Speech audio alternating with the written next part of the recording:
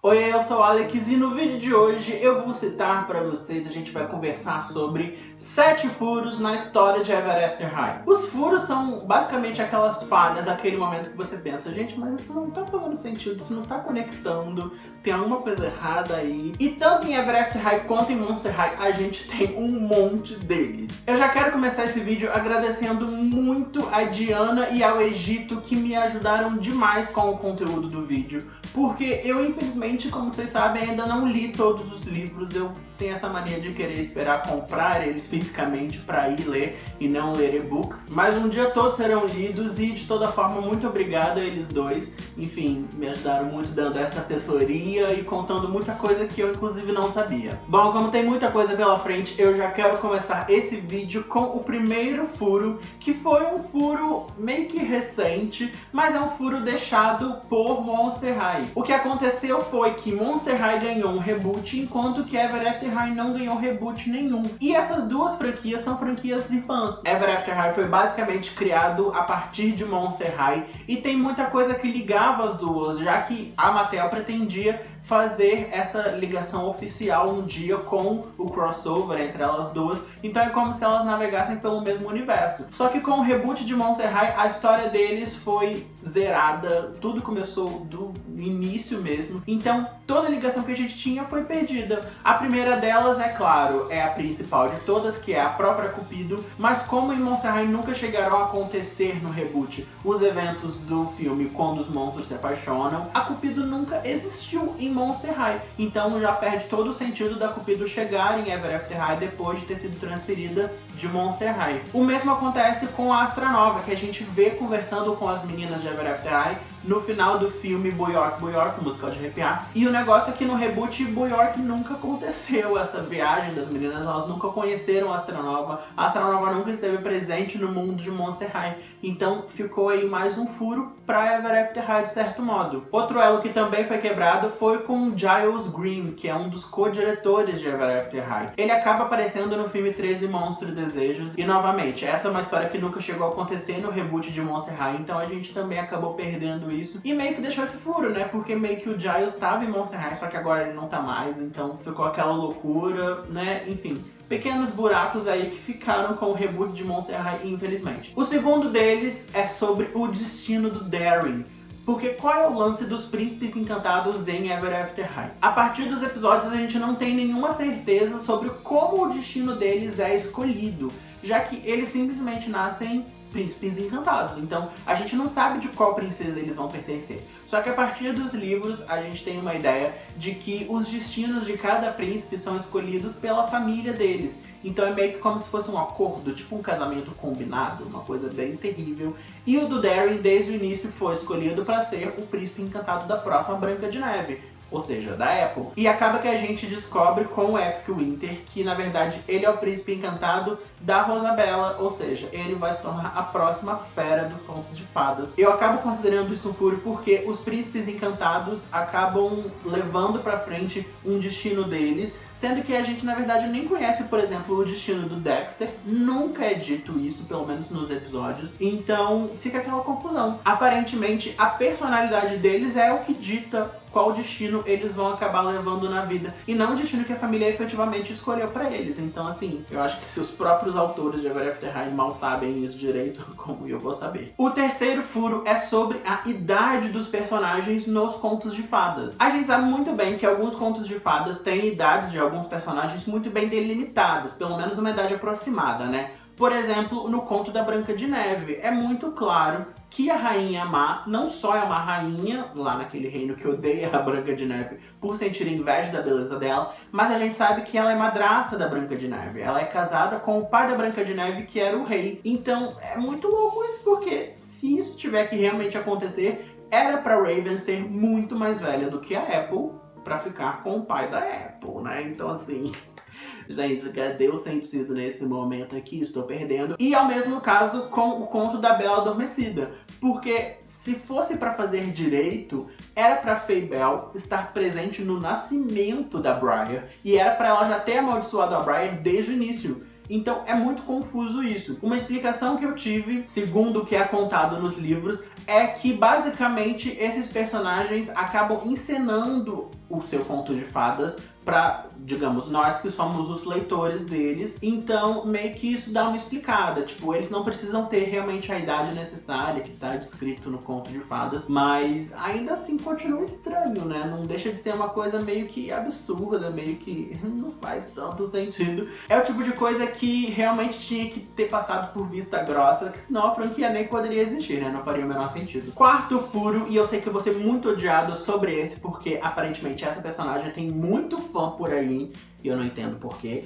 mas é sobre a Ramona Bad Wolf. A Ramona é um personagem que foi inserido bem no finalzinho da franquia, né, assim, nos últimos anos, ou no próprio último ano, e a personagem dela basicamente é a filha do Lobo Mau. Mas como a gente sabe, a Cerise é filha do Lobo Mau, junto com a Chapeuzinho Vermelho, e esse sempre foi todo o mistério da Cerise na série. No início da franquia, esse mistério todo da Cerise era muito explorado, inclusive. A gente ouvia falar muito sobre isso, sobre esse segredo que a Cerise escondia. Teve uma vez que ela chegou até a mostrar uma foto da família dela em um relicário que ela guarda no cinto dela. E ela também já fez piqueniques com a família. E ok, pela história da Ramona, ela tava meio que num reformatório, alguma coisa assim, então ela estaria longe da família. Mas pra mim não faz o menor sentido do nada eles inserirem esse personagem dela, porque pra mim isso quebra totalmente a história da família da Cerise, que era uma coisa que a gente já conhecia meio que a fundo desde o início da franquia. Então, pra mim,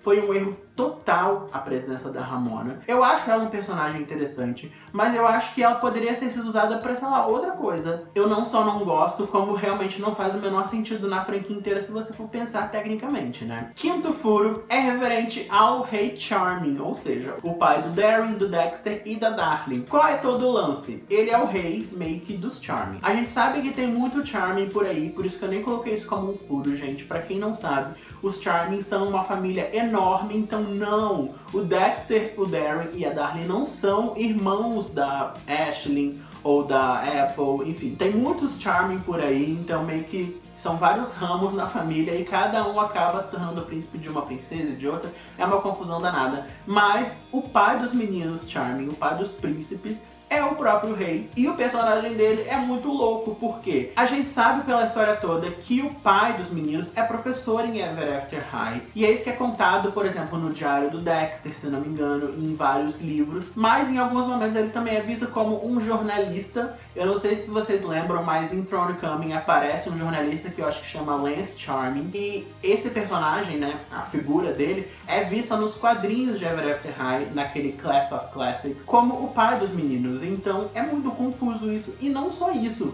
No livro dos Irmãos Charming, né, o livro que foca muito na Darling e nos outros dois, o rei, na verdade, não é nem professor nem jornalista, ele é só o rei. Então assim, realmente isso é um furo, eu acho, danado, porque, gente, era só uma questão deles saberem conciliar tudo ou terem usado a imagem certa, vai saber. O sexto furo é sobre as fadas em Ever After High. Eu não sei se vocês vão lembrar, mas no episódio Through the Woods, ou Na Floresta aqui no Brasil, a gente acaba conhecendo a rainha das fadas, que recebe as meninas que estão indo pra festa da lua azul, pipipi. Só que isso é meio que um grande erro, porque nos livros a gente sabe que a mãe da Fabel, ou seja, a Fada Má, a própria Fada Má, é a rainha das fadas. Então assim, gente, vocês decidem quem é a rainha das fadas. Não dá pra ter um monte de rainha de fada, né? Ou será que dá? Porque em Ever After High também tem vários reis e rainhas, de acordo com vários reinos, então assim. Mas o lance é que a gente tem essas duas rainhas das fadas e aí entra outro erro maior ainda. Porque eu não sei se vocês conhecem o conto da Polegarzinha, mas a Polegarzinha acaba se casando com o príncipe das fadas. Ou seja, no fim das contas, eles acabam virando rei e rainha das fadas,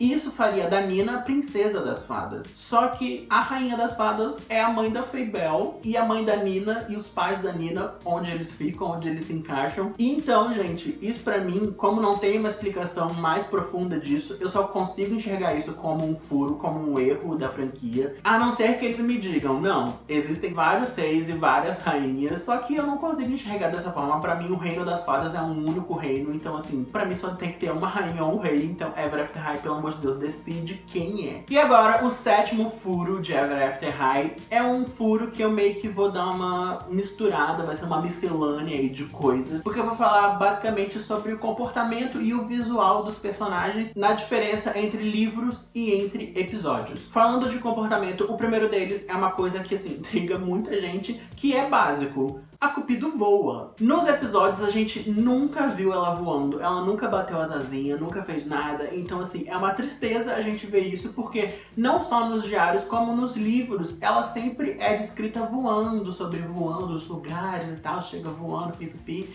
Então assim, é muito triste que a gente nunca tenha visto a Cupido efetivamente voando, né, como imagem pra gente, mas que eles preferiram deixar pra lá. No livro da Michelle, quando eles citam o time de torcida, é dito que a Ashley tá no time, mas a Ashley nunca esteve no time. O time sempre foi descrito com 5 participantes, eu acho que mais alguns outros que devem ser figurantes, você vai saber. Mas basicamente são a Feibel, que é a líder, o Hunter, a Holly, a Nina e a Farrah. Ou seja, só esses 5 mesmo, e aí do nada a Ashley entra. Inclusive nem no diário da Feibel, onde fala muito sobre esse time de torcida, ou no livro da Feibel. Então assim, gente, pelo amor de Deus, né? Vamos dar uma consertada nisso aí. Outra diferença de comportamento é quanto a Darling. Nos livros, a Darling tá sempre sendo perseguida por todos os garotos, porque afinal de contas ela é uma princesa encantada, né, gente? Então assim, todo aquele encanto dela deixa todo mundo morrendo de amores e tal. Então ela tá sempre cheia de menino no pé dela. É muito engraçado toda essa história da Darling, e isso acaba sendo deixado completamente de lado nos episódios. Nos episódios era pra ela tá sempre andando por aí, muitos garotos andando atrás dela, perseguindo ela pra todo lado, pra todo canto. E infelizmente a gente acaba não vendo isso, por isso que eu considero isso um leve furozinho na história. Agora em questão ao visual deles, uma diferença entre basicamente episódios ou bonecas e livros e diários. O Gus e a Helga são descritos como loiros e eles usam roupas verdes, completamente diferente do que a gente vê aí nos episódios e artworks. Além disso, o cabelo da Feibel nos livros é descrito como escuro, se não me engano é azul escuro ou azul marinho, alguma coisa assim. E a gente sabe que não é nada disso, né? Na boneca o cabelo dela é aquele branco, totalmente branco. Nem chega a ser platinado, é realmente branco, com aquela mechinha verde meio que turquesa. Então assim, um pouco diferente. Outra diferença é que o cabelo da Pop nunca tá igual, porque os cabelos da Pop e da Holly crescem constantemente ao longo do dia, durante a noite. Então toda a rotina das duas é cortar o cabelo todo. Por isso o cabelo da Pop nunca tá com o mesmo corte, ele tá sempre com um comprimento diferente, e aí tem essa loucura e tal, sendo que nos episódios, na verdade, o cabelo tá sempre igual. A não ser quando ela veste uma roupa diferente que basicamente muda o penteado, mas nunca é exatamente o comprimento dele, né? Então, poxa, é uma pena. E a última diferença visual é em questão a Michelle. O livro da Michelle basicamente conta a história do episódio da Michelle, que é o único que a gente realmente tem pra conhecer essa personagem. E ele tem muito mais detalhes. E um detalhe, inclusive, que assim, faz muita diferença, é que ela chega com um vestido todo velho, todo aos trapos em Ever After High. Inclusive ela não tem nem sapatos. Por isso, aquela cena em que a Mad derrama chá e ela quase encosta, ou seja, isso faria ela se tornar uma sereia no meio do refeitório, faz muito mais sentido nos livros. Porque nos livros ela não tá usando o sapato, enquanto que no episódio ela tá lá com aquele sapato. Então assim, gente, né? Pelo amor de Deus, vamos fazer direito Ever After High. Mas realmente foi uma injustiça que fizeram com ela no episódio, porque basicamente o episódio é uma versão hiper resumida sobre o livro dela. Bom, então esses foram os 7 furos que eu consegui encontrar em Ever After High, mas eu tenho certeza que tem muito mais, porque, gente, como eu disse, Monster High e Ever After High estão cheios de furos por aí. Inclusive, se vocês tiverem algum que vocês conseguem lembrar, me contem aí nos comentários, porque quem sabe eu ainda não faço uma parte 2, né, com a ajuda de vocês dessa vez. Vai ser super legal se eu conseguir reunir mais furos. Inclusive, se vocês estiverem a fim de ver um vídeo como esse, só que sobre os furos em Monster High, me contem aí, que eu também posso fazer no futuro, né? Quem sabe? Vamos ver. Mais uma vez eu quero agradecer demais a Diana e ao Egito, que são esses reizinhos maravilhosos. Sabem muito sobre Ever After High, eu confio totalmente no conhecimento deles, porque assim, se tem pessoas que conhecem conhecem muito são eles, então assim, ó, sou muito grato pela ajuda deles dois. E se vocês gostaram desse vídeo, por favor, deixem o like aqui embaixo pra mim, é super importante pra ajudar a fazer o canal crescer. Também se inscreva se você for novo por aqui, se esteja sendo o primeiro vídeo que você tá vendo. Ative o sininho pra sempre ser notificado quando chegar um vídeo novo. Segue meu Instagram, onde eu posto fotos de bonecas. E é isso, muito obrigado por terem assistido. Eu vejo vocês no próximo vídeo, um abraço e tchau!